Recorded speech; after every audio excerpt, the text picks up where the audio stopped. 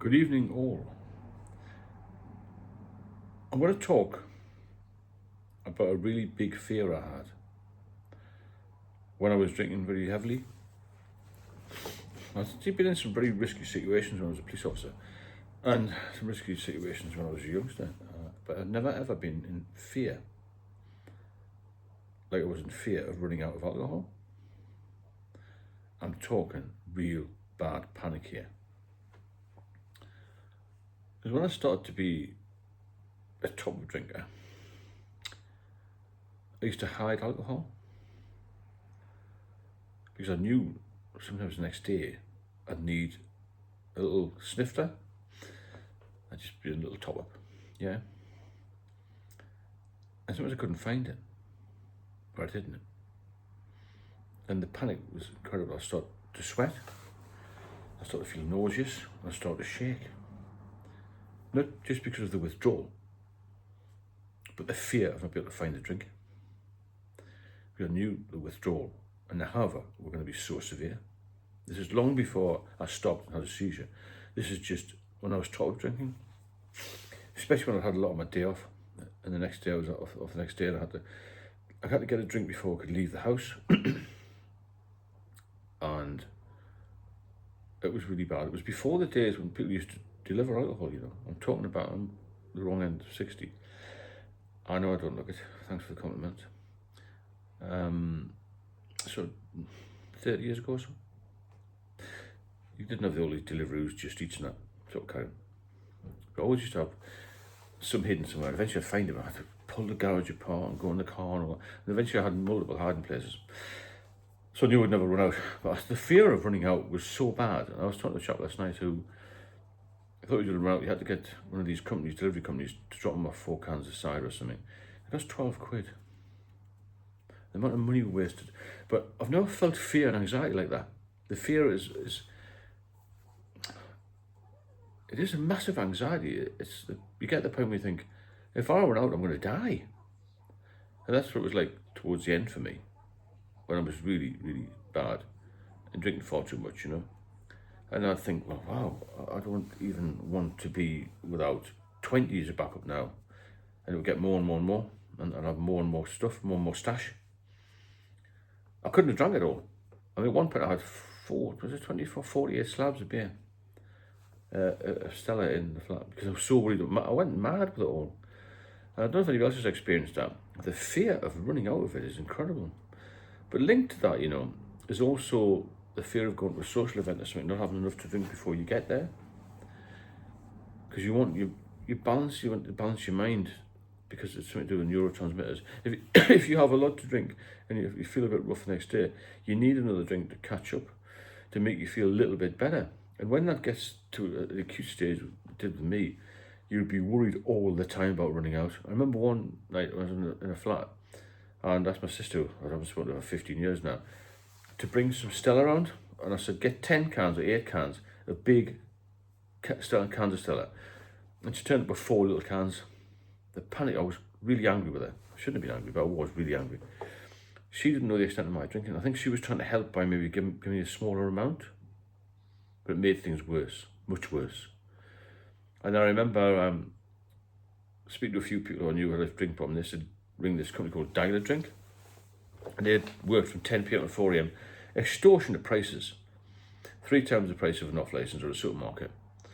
And I used to use them virtually every day to build this stock up that I had. And as soon as 10 o'clock came, bang, I was on the phone. 10:01, I was on the phone. I was always engaged. Panic. Until I managed to get through to them. And they said, oh, we know where you are. You're in Gosford somewhere, whatever. And at that point, I was writing checks out. And I used to go out to the van. They wanted people to go and visit them in the car park. Obviously for security reasons. They didn't want to come in the blocks of flats when I get lynched or whatever. I don't know. But I could go, after I had a few drinks before they arrived, go out the van and write a check out. And they used to have a debit card as well. You will remember them if you're over 40. And it got worse. My drinking got worse. I could hardly get out of the flat, and I was getting more and more delivered. And as it got worse, I couldn't write the check out. But I still managed to get out to the van. And I'd be shaking, even though I'd had a drink. I hadn't had enough, you see. This is why I hadn't had enough. I should have drunk more. And I couldn't carry the slabs back down the corridor. So they used to help me in with that. So I managed to get the van, and I had problems right at the checkout. In the end, I used to have to ask the guys on the phone, can you please come in to the block of flats? There's a code number. Come to the door. And I was at the door. I couldn't get out the door. I couldn't walk along the corridor. I was so ill. And they just put the slabs on the ground. They just said, come to the kitchen. And they looked at me, I was, in my 50s, and I couldn't carry a slab of Stella. I'm 6'3". I'm not a tiny little weak fella, but I was weak mentally and probably physically by then. And what happened in the end, they used to come along and bring the Stella in, and then they would write the check because I couldn't hold the pen. That's how bad it was. And I had this acute fear of running out. I had so much alcohol. But even when we went for social meals and stuff with family, I thought my fear was not having enough. So I used to always book a table around the other side of the bar, so I'd maybe say I'm going to nip the load, have a quick half or something on the way around. It's an incredibly powerful substance, this. It affects your mind and your body and the whole way you live.